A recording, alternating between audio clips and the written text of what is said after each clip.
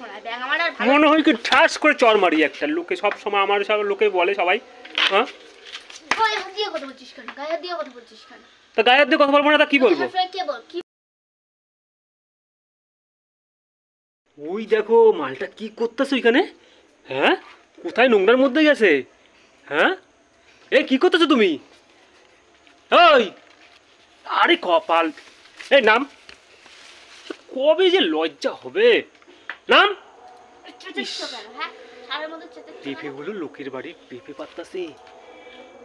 এ তুই নামবি নাম নাম পড়ে যাবো তো এ কি নাম হ্যাঁ পানি মেরে ফাটাই দেবো ওখানে দেখতে পাবে হ্যাঁ দেখতে পাচ্ছিস না পিছনে ড্রেন পড়ে যাবো না সব সময় ডেন হ্যাঁ তুমি লোকের বাড়ি পেঁপেগুলোরে কি অবস্থা এ তোমার কি বলে বলে কি আমার কি আর হবে না হ্যাঁ তোমার সারের মধ্যে চেঁচাচ্ছিস কেন হ্যাঁ তুমি হ্যাঁ গলায় বাঁশ পুড়ে দিয়ে চেঁচানো লেগেছে তোমার হ্যাঁ তুমি কি করতেছিলে বলো তো তুমি ওখানে আরে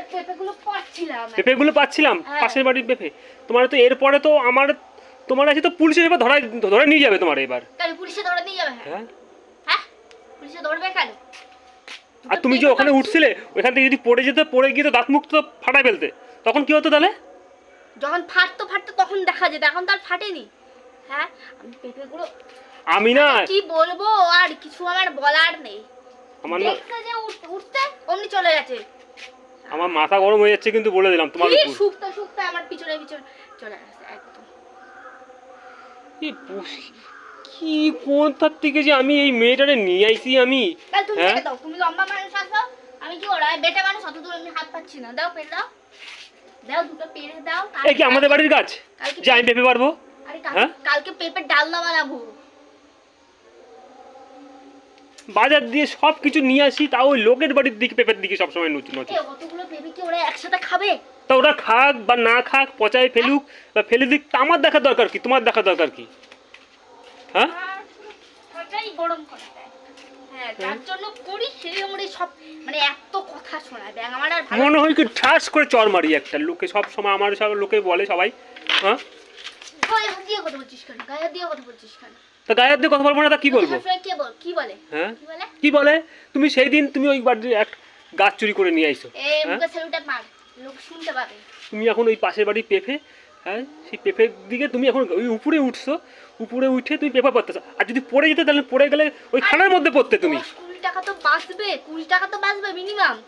হ্যাঁ 20 টাকা বাঁচাতে গিয়ে তুমি দুদিন চলবে 2000 টাকা খরচ করতে তাই না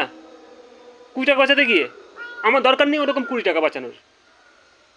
তুমি গেছো বলে আমি পড়তাম তুমি যদি না যেতে তাহলে আমি পড়তাম না দোস্ত তুমি গেলেই আমি পড়বো আমি একা একা যে কাজ করব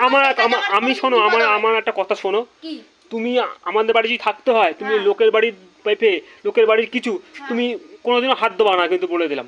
আমি হাত দেব ওটা চুরি করা বলে না